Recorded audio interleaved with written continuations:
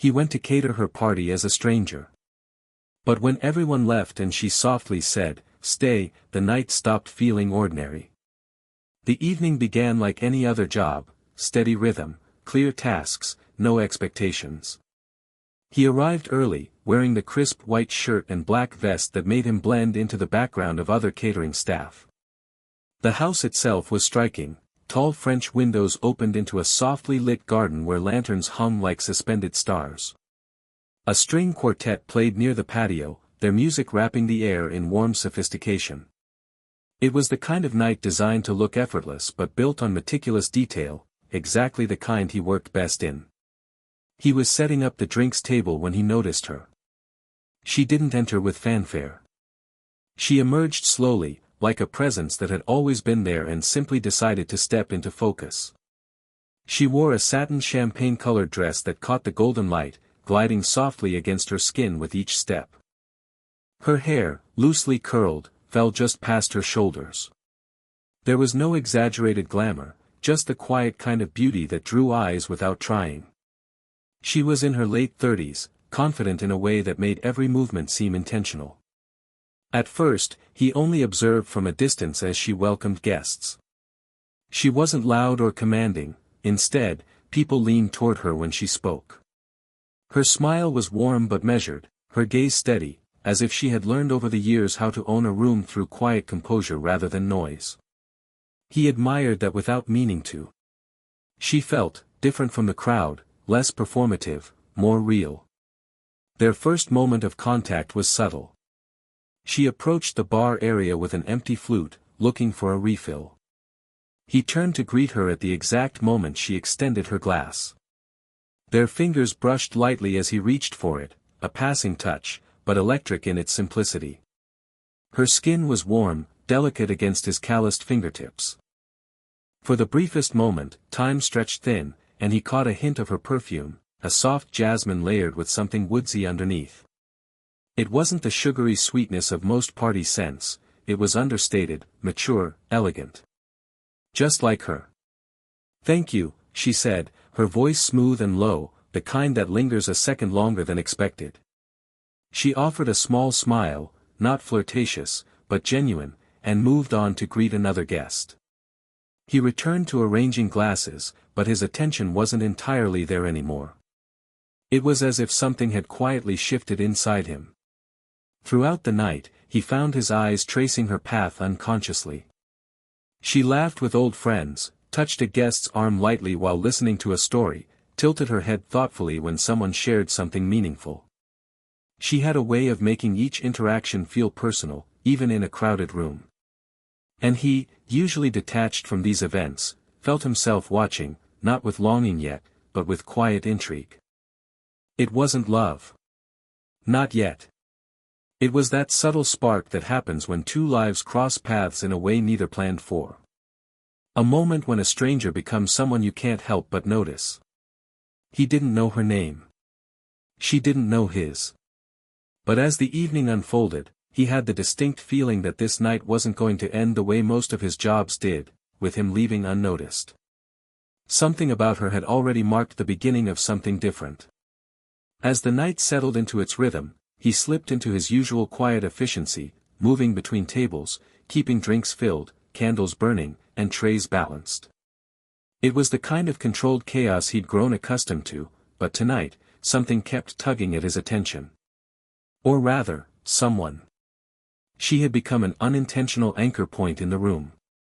No matter where he stood, near the patio, by the drinks table, or clearing plates, his gaze found her without effort. And each time, he noticed some new detail. The way the soft light touched the side of her face, giving her a faint golden outline.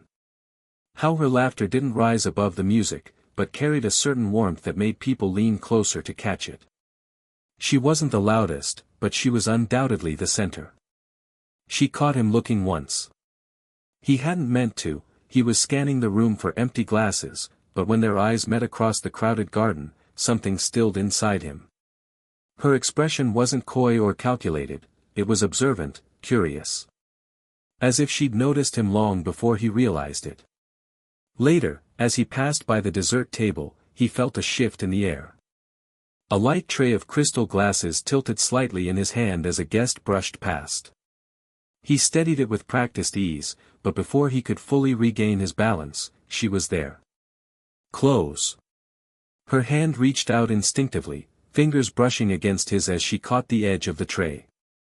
Their hands held it together for a heartbeat, her fingers soft and warm against his firmer grip. Careful, she said with a small laugh. Her eyes met his up close this time, clear, focused, a hint of amusement playing at the edges. You're too calm to be spilling anything. He smiled without thinking. I've had practice. Something about his steady tone seemed to catch her off guard. She tilted her head slightly, studying him the way someone studies a painting they weren't expecting to like. I can tell. It wasn't flirtation. Not yet. It was more like recognition, two people who noticed each other's presence in a room where they weren't supposed to.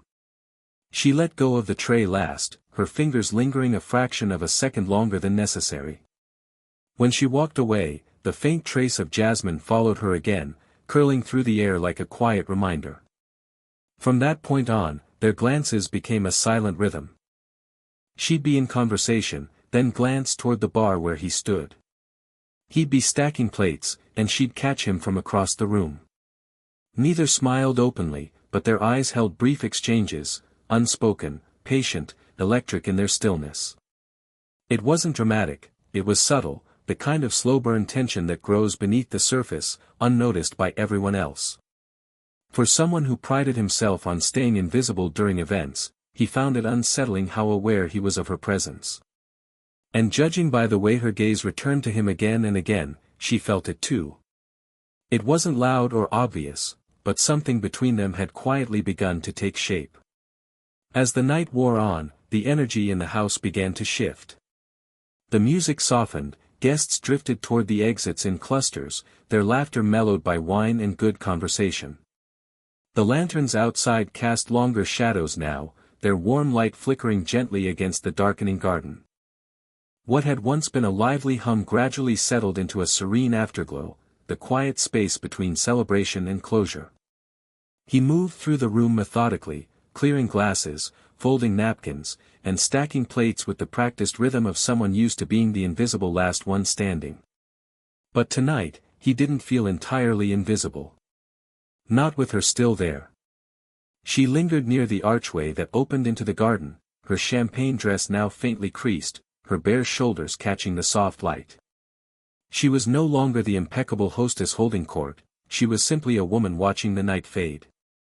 Her posture was relaxed, one hand wrapped lightly around a half-filled wine glass, the other resting along the wooden frame of the doorway. Her heels were off, tucked under the console table, revealing delicate feet against the cool floor. She seemed more herself now, stripped of the gentle performance required earlier. Every so often, her gaze would drift over the thinning crowd, scanning, and then inevitably, it would land on him. Not with surprise anymore. Almost as if checking whether he was still there. He noticed it clearly when she began saying her goodbyes.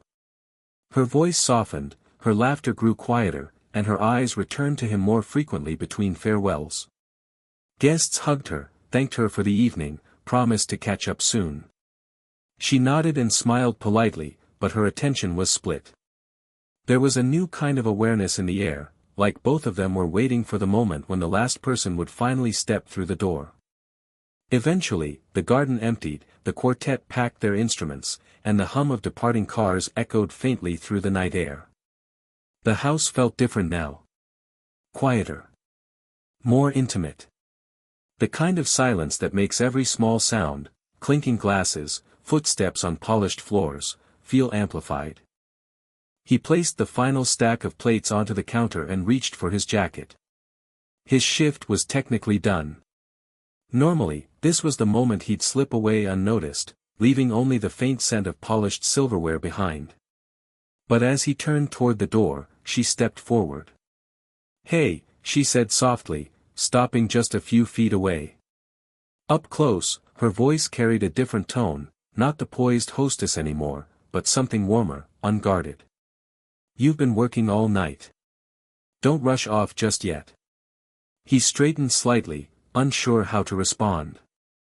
I was just about to. She tilted her head, her eyes locking onto his with quiet curiosity. Would you mind staying a little longer? The question hung between them, fragile but deliberate. It wasn't casual. It was laced with something deeper, a hint of loneliness, curiosity, maybe even something she hadn't allowed herself to name yet. The house was empty now. Just the two of them, and the warm echo of the evening still clinging to the walls. And in that suspended moment, he realized the night wasn't quite over. Not for either of them. The house felt almost entirely transformed once the door closed behind the last guest. Gone were the polite exchanges, the background chatter, and the soft clinking of glassware. What remained was a gentle stillness, not awkward, but intimate, as if the night had been holding its breath and finally exhaled. The warm amber light from the lanterns outside spilled through the windows, mingling with the glow of a few dim lamps left on inside. It painted the living room in a mellow, golden hue. She had slipped out of her hostess persona like someone removing a carefully tailored coat. Her heels were already off, she walked barefoot across the smooth wooden floor with an ease that made the space feel lived in rather than staged. She carried a glass of red wine loosely in one hand, the stem catching faint reflections of light with every small movement. Her posture was more relaxed now, shoulders lowered, hair falling more loosely around her face. The woman who'd earlier commanded the room now looked quietly real, approachable, even a little vulnerable. He finished stacking the last few serving trays in the kitchen and walked back toward the main room, expecting a brief "thanks for your work tonight" before heading out. Instead, she was waiting near the sofa, leaning lightly against the armrest, her gaze fixed on him as he entered. "You don't have to rush," she said softly, her voice no longer carrying the measured tone of a hostess but the calm rhythm of someone who simply wanted company. "Sit for a minute. You've earned it." He hesitated for a second. This wasn't part of his usual routine. Normally, he'd be halfway to his car by now, mentally closing the night. But something in her expression, a gentle mixture of invitation and unspoken need, made him nod.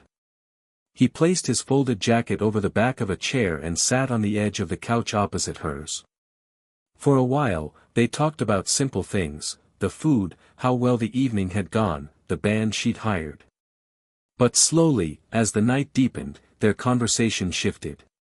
She asked where he learned to cook. He asked if she often hosted gatherings like this.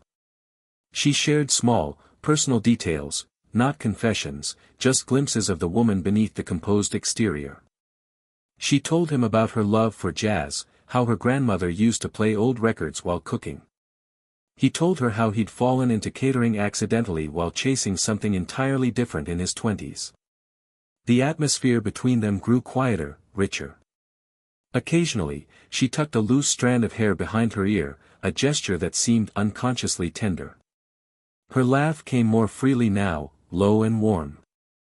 When she leaned back into the couch cushions, her dress gathered softly around her legs, and the way she looked at him shifted, less curious, more present. He caught himself noticing little things, the way her fingers traced the rim of her wine glass as she listened, how her eyes lingered on him a beat longer after he spoke.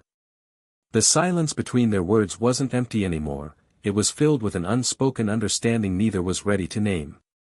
For the first time that night, he wasn't the caterer, and she wasn't the hostess. They were just two people in a quiet house, sharing a moment they hadn't planned for. And somewhere in that soft, lingering silence, the night quietly turned personal. The conversation that began lightly began to deepen without either of them noticing the exact moment it shifted. The world outside had grown darker, and the warm lamps inside cast a soft halo around the room. She sat curled slightly into the corner of the couch now, one leg folded beneath her, wine glass resting on her knee.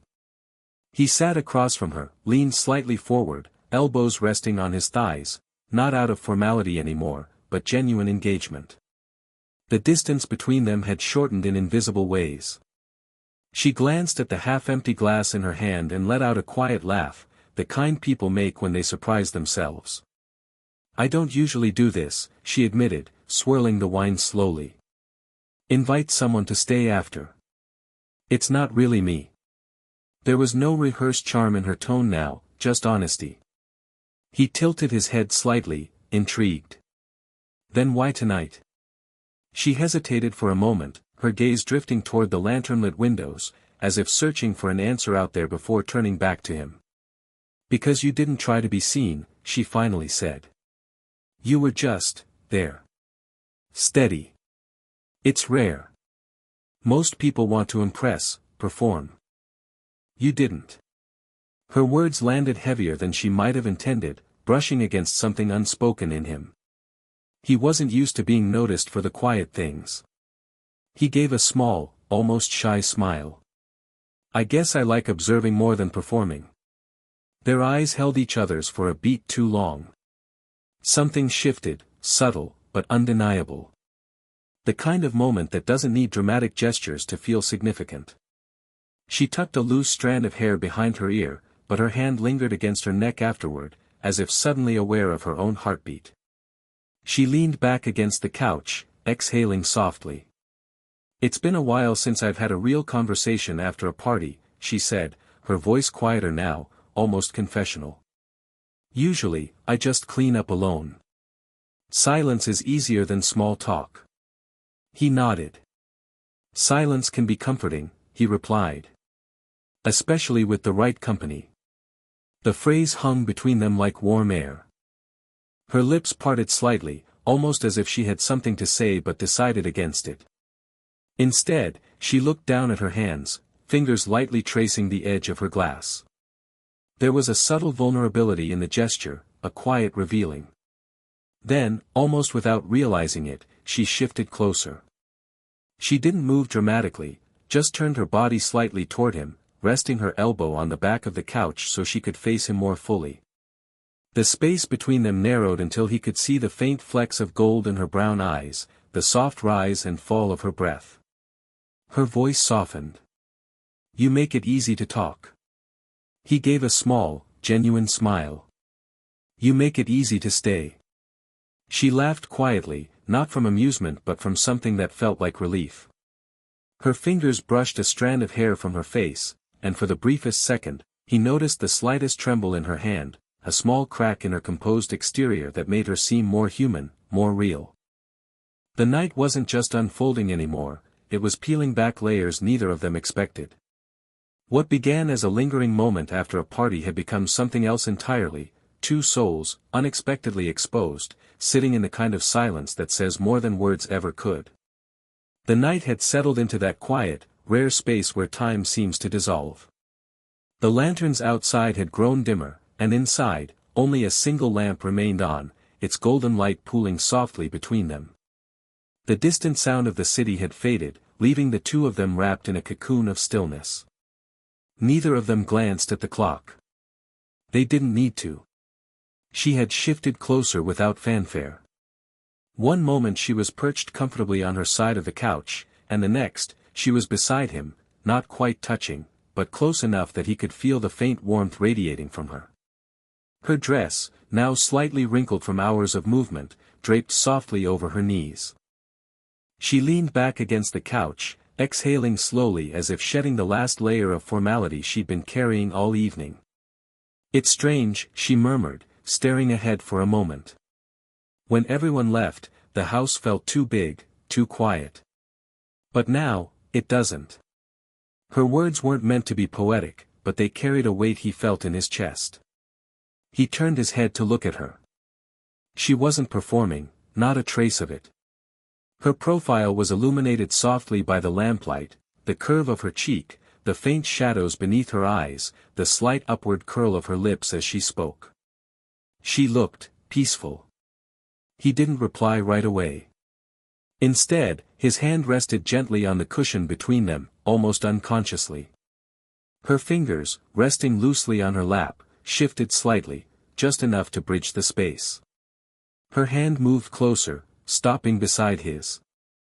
It wasn't deliberate, more like a quiet acceptance of what was already happening. She turned her head toward him, their eyes meeting at a distance that suddenly felt intimate.